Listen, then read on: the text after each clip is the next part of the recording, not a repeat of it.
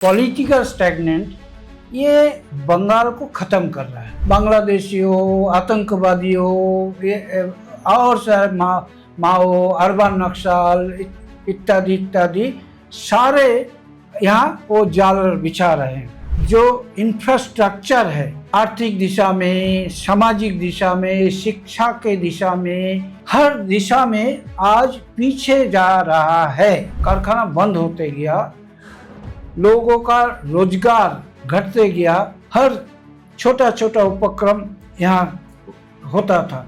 भाता निर्भर सरकार बन गया, यहाँ का जनता भी भाता निर्भर हो गया। बलि की बारी आती है, हम पूजा में देखते हैं ना, मैं कैसा चित्कार करता है, तो देखने में मिलता है। तो ये चित्कार अभी हो रहा है, वो चित्कार अभी सुनाई दे रहा है। नमस्कार, मैं रितेश कश्यप 5 जनवरी से। अभी हम आए हुए हैं, कोलकाता घूम रहे हैं चुनाव को लेकर के। इस बीच में हम कई लोगों से मिल करके उनके विचारों को समझने का प्रयास कर रहे हैं। तो इसी क्रम में हम अभी यहाँ पर आए हैं बिप्लब दा के पास। और बिप्लब दा पूर्व सरकारी कर्मचारी रह चुके हैं, अभी सामाजिक कार्यकर्ता के तौर पर समाज के कई गतिविधियों में शामिल रहते हैं, लिखते हैं, पढ़ते हैं और कई विषयों पे इनका अच्छा ज्ञान है। बंगाल के कल्चर, सांस्कृतिक विषयों पर बहुत बातचीत करते हैं, बताते भी हैं। तो हम बंगाल को देखते हैं कि बंगाल एक क्रांतिकारियों की धरती रही है। सांस्कृतिक तौर पर बंगाल बेहद समृद्ध रहा है। इसके बावजूद हम लोग जब बंगाल घूम रहे हैं तो बंगाल घूमते घूमते बहुत सारी चीज़ें सकारात्मक देखी, कोई बहुत सारी चीज़ें नकारात्मक देखी। बंगाल में चुनाव होने वाला है तो एसआईआर की बात हो रही है। एसआईआर के बात इसलिए हो रही है क्योंकि बांग्लादेशी घुसपैठियों की बात हो रही है, ममता बनर्जी के तुष्टीकरण की बात हो रही है। लेकिन यहाँ के लोग, यहाँ के सामाजिक कार्यकर्ता इन विषयों पर कैसे सोचते हैं, कैसे देखते हैं, हम आज इसी विषय पर बात करेंगे। तो बिप्लब दा, सबसे पहले आपको नमस्कार। नमस्कार दादा, बंगाल में चुनाव होने वाला है और चुनाव को लेकर के हर तरफ से, हर जगह से बहुत सारी बातें देखने सुनने को मिल रही हैं। समाज अपने अपने दृष्टि से देख रहा है, लेकिन क्या सच में बंगाल को अभी बदलाव की ज़रूरत है? क्योंकि 15 वर्षों तक ममता देवी का शासन रहा, ममता बनर्जी का शासन रहा, उसके पहले 34 वर्षों तक वामपंथियों का शासन रहा। तो अभी हर जगह बोल रहा है कि भाई परिवर्तन पलटाने दरकार। तो क्यों पलटाने की दरकार है? क्या ममता बनर्जी सक्सेसफुल मुख्यमंत्री नहीं रही? बंगाल में 40 साल तक, 35 और 15 माने 50 साल यहाँ पॉलिटिकल स्टैग्नेंट ये दिखाई दे रहा है। जिस बंगाल 71 के पहले नेशनल जीडीपी के 5वां स्थान में बंगाल था, वो आज 19वां स्थान पर पहुंच गया। तो जो ये स्टैग्नेंट, पॉलिटिकल स्टैग्नेंट, ये बंगाल को ख़त्म कर रहा है। और इस सुयोग में, इसके कारण विदेशी ताकतवर बंगाल में वो अपना जाल बिछा रहा है। ये बांग्लादेशियों के रास्ते, हाँ, बांग्लादेशी हो, आतंकवादी हो, ये और माओ, अर्बन नक्सल इत्यादि इत्यादि सारे यहाँ वो जाल बिछा रहे हैं। और इसका मकसद है बंगाल का, और ये जो स्टैग्नेंसी है इसको और जिंदा रखे। ये जिंदा जब तक रहेगा तब तक बंगाल का उन्नयन नहीं होगा। बंगाल का और जो इंफ्रास्ट्रक्चर है आर्थिक दिशा में, सामाजिक दिशा में, शिक्षा के दिशा में, संस्कृति के दिशा में, हर दिशा में आज पीछे जा रहा है। और ये स्टैग्नेंट को परिवर्तन करने के लिए परिवर्तन चाहिए। इसलिए इस चुनाव में ये बंगाल के लोगों को सोचना पड़ेगा। आप दादा सरकारी नौकरी में रह चुके हैं, सरकारी रिटायर कर गए हैं आप। रिटायर कर गए।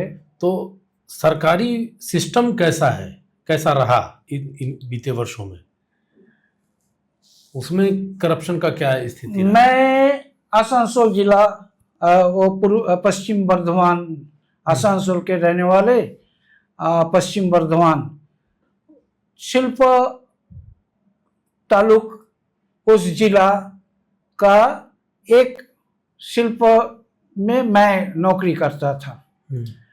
तो जब मैं 1981 में नौकरी में आया तो भारत का पायोनियर ऑर्गेनाइजेशन था हिंदुस्तान केबल्स। तो वो 81 से और वो 60 के दशक में वो कारखाना का शुरू हुआ, लेकिन 81 के बाद वो पीछे हटते हटते हटते 2017 में वो कारखाना बंद हो गया। 2017 में बंद हुआ। 2017 में वो कारखाना बंद हो गया। तो ये स्थिति एक हिंदुस्तान के बस में नहीं है। बर्धमान के, आसनसोल के ऐसे बहुत सारे शिल्प इंडस्ट्री का नुकसान हुआ। ये यहाँ पॉलिटिकल उस समय जो सरकार में था वामपंथियों, और बाद में यहाँ तृणमूल के सरकार आने के बाद भी ये सारा जो कारखाना बंद होने का सिलसिला वो खत्म नहीं हुआ। कारखाना बंद होते गया, लोगों का रोजगार घटते गया, लोगों का और दयनीय स्थिति हर उस जिला में और हर बंगाल में हर सेक्टर में, आप चाहे चाय का सेक्टर है, उत्तर बंगाल में चाय का सेक्टर है, यहाँ जूट का सेक्टर है, यहाँ एक समय कपड़ा का, कॉटन का ये था, हब था। तो वो स्मॉल स्केल इंडस्ट्री हावड़ा जिला एक समय बोला जाता था, हावड़ा का दासनगर और एक कुछ ऐसा इलाका है। तो उस इलाका हीरा से जीरा बनाने का हर छोटा छोटा उपक्रम यहाँ होता था, सारे बंद हो चुका है। आर्थिक रूप से शुरू से ही समृद्ध रहा है बंगाल। इवन मैंने देखा आसनसोल और रानीगंज के आसपास एक ग्लास फैक्ट्री थी, वो भी बंद हो गई। ग्लास फैक्ट्री, फिर सिंगूर में टाटा आया, फिर वो भी मजबूर होकर के चला गया गुजरात। तो इस तरीके से तो भाई रोजगार पर तो प्रभाव पड़ेगा ही। पर ये हुआ।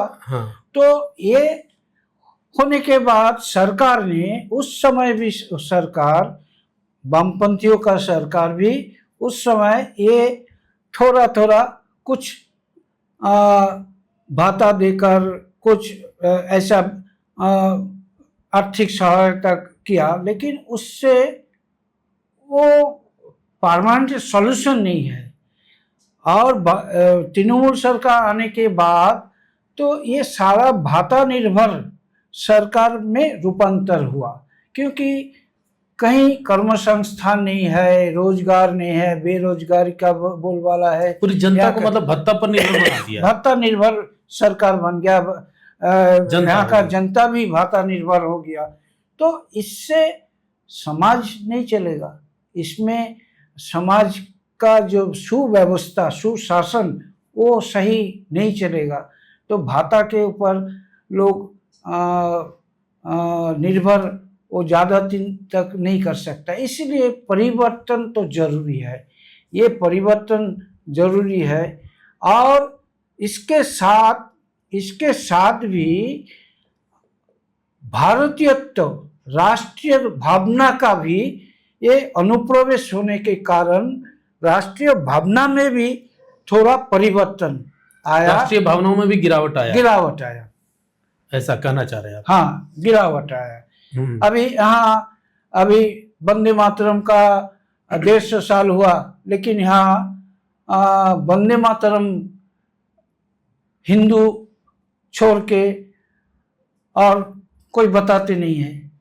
यहाँ के हर नागरिक वंदे मातरम गीत नहीं गाना चाहते। कारण है कि वंदे मातरम राष्ट्रीय भावना का उजागर कर सकता है। तो ये विदेशी ताकत का बोलबाला इधर शुरू होने के कारण इसमें, और यहाँ का जो सरकार परिचालना करता है, ऐसे राजनीतिक दल जो है वो भी आज वंदे मातरम का उद्घोष नहीं करते। जो वंदे मातरम इस बंगाल धरती से हुआ है, ऐसा है, जिसने इतने क्रांतिकारियों को जन्म दिया। जिस गाने ये जो राष्ट्रवादी भावना का गिरावट आया, इसके कारण परिवर्तन होना चाहिए। परिवर्तन होना चाहिए। चलिए, आप तो बहुत लोगों से मिलते हैं, लोगों की भावनाओं को सुन रहे हैं, समझ रहे हैं, लेकिन जिस तरीके का एक भय का वातावरण दिखा 2021 के हिंसा के आफ्टर इलेक्शन, जो हिंसा दिखा, तो ये डर अब नहीं है। फिर से मान लीजिए कुछ ऐसा होगा तो फिर हिंसा का डर, तो जनता तो ये भी सोच रही है कि फिर कहीं ऐसा ना हो, हम अगर चुनाव इधर उधर हुआ तो फिर हमारे साथ हिंसा होगा। एक देखा जा रहा है कि जनता का पीठ आज दीवार में लग गया, सट गया। हाँ। तो इसलिए लोग आज सोचना शुरू कर दिया, परिवर्तन करना है। परिवर्तन के लिए जो हो, आगे जो हो, और उसको संभाल कर और परिवर्तन बंगाल में लाना जरूरी है। दादा का कहना है कि अब जैसे जनता का पीठ सट गया है, का मतलब कि जनता को धमकाया गया, डांटा, डराया गया, सब कुछ किया गया, जनता पीछे हटती गई। तो वो बंद घर में बिल्ली वाली कहानी है कि बिल्ली के पास अब रास्ता नहीं बचा। वैसे ही बंगाल की जनता के पास अब रास्ता नहीं बचा कि अब क्या करें, तो पलटवार यानी परिवर्तन का वार वो दिखाने का प्रयास कर रही है, ये दादा का कहना है। तो दादा, आने वाली जो सरकार है उसके लिए बंगाल में जो चुनौतियां हो सकती है, क्योंकि आप हर चीज़ देख रहे हैं, हम उस हिसाब से बात कर रहे हैं आपसे, तो क्या चुनौतियां, अगर मान लीजिए भाजपा की सरकार बन जाती है तो उसके लिए क्या चुनौतियां रहेंगी बंगाल को सुधारने के लिए? चुनौतियां बहुत सारा है। यहाँ महिलाओं का संरक्षण करना, उनके सेफ्टी सिक्योरिटी, ये एक चुनौती है बंगाल में। हम जानते हैं आरजीकर जैसा मामला बहुत गंभीर मामला, हाँ, गंभीर मामला, पूरे देश दुनिया को ठेस पहुंचाया। बिल्कुल। तो और बहुत स्थानों पर हर महीना एक दो ऐसा घटना होता ही रहता है। बिल्कुल। तो ये एक बड़ा चुनौती है। दूसरा चुनौती है एक महिला सुरक्षा, बड़ी चुनौती है। महिला सुरक्षा एक बड़ी चुनौती है। दूसरा है घुसपैठ के कारण बंगाल का आर्थिक स्थिति, सामाजिक स्थिति में और बहुत क्या बोलेंगे, जनसांख्यिकी बदलाव भी दिखा। हाँ, वो भी है। और इसके कारण यहाँ सारे व्यवस्था ध्वस्त हो गया। इसको ठीक करने का और चुनौती है। बिल्कुल। तीसरा है रोजगार के बारे में, स्थायी रोजगार के बारे में सरकार को विचार करना, सरकार को देखना पड़ेगा। ये भी एक बड़ा चुनौती है। जी। मुझे लगता है दादा कि जैसा यहाँ पर दिखता है, राजनीति ही एक व्यापार बन चुका है। अब राजनीति में ही बहुत अच्छा, क्या बोलते हैं, वैकेंसी खूब आई हुई रहती है। हर क्लब में बहुत लोगों को राजनीतिक रूप से ज्वाइन कराया जाता है, उनके लिए व्यवस्थाएं खड़ी की जाती है कि आप ऐसे ऐसे काम करो। सिंडिकेट और कट मनी, तोलाबाजी जो बहुत चर्चा का विषय बना रहा, तो ये इसको कैसे लगाम लगा पाएगी आने वाली सरकार अगर परिवर्तन होता है तो? क्योंकि ये तो जन जन में, गली गली में बैठे हुए हैं लोग। ये टफ जॉब हमको लगता है। ये भी चुनौती है, लेकिन ये चुनौती भी सही हो सकता है। इसका उदाहरण आज सारे लोग देते हैं। उत्तर प्रदेश का उदाहरण सारे पूरे देश में आज लोग समर्थन करते हैं। तो वो ज़्यादा कठिन है ऐसा नहीं। अच्छा। लेकिन चुनौती जरूर है। वो चुनौती उसको मान सकते हैं। हाँ, चुनौती जरूर है। अच्छा, तो- दूसरा बात है कि एक पुलिस व्यवस्था हम्म, जिससे लोग डरते हैं। आज पुलिस, जो जितने लोग क्रिमिनल और गुंडों से नहीं डर रहे हैं, उतने से ज्यादा यहाँ पे तो पुलिस से डर रहे हैं। हाँ, पुलिस में भी कुछ ऐसा हुआ। हाँ, कुछ पुलिस पुलिस अनुशासन प्रिय है। पुलिस मतलब है डिसिप्लिन्ड। पुलिस से कल्पना की जाती है हाँ। कि वो हमारा यहाँ अनुशासन बना ये के करें, लेकिन पॉलिटिकल प्रेशर के कारण वो अपने जो सही मूल दिशा, कर्तव्य से भटक गए। हाँ, वो भटकना पड़ता है।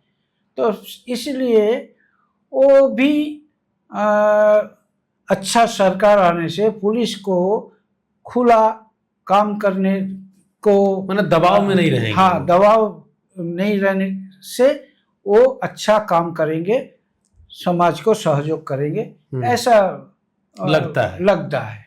तो आपको ये अब लग रहा है कि सच में परिवर्तन का माहौल है, लोग चाह रहे हैं परिवर्तन का माहौल है? ये तो देखने में होता है। जब बलि की बारी आती है, हम पूजा में देखते हैं ना, हाँ, पशु बलि, हाँ, छागल बलि, हाँ, तो उस समय पाठा ने म्याऊं कैसा चित्कार करता है, हाँ, तो वो देखने में मिलता है। तो ये चित्कार अभी हो रहा है। वो चित्कार अभी सुनाई दे रहा है। बात ही बात में दादा ने बहुत गहरी बात कर दी कि जो इतना हल्ला हो रहा है, इतना गर्जना जो हो रहा है, वो बलि से पहले वाली वो उस बकरे की मेमियाहट है जो ये गर्जना सुनाई दे रहा है। तो खैर, कैसा लगा आपको विप्लव दा की बात, कैसी लगी, और आप इनकी बातों से कितना इत्तेफाक रखते हैं?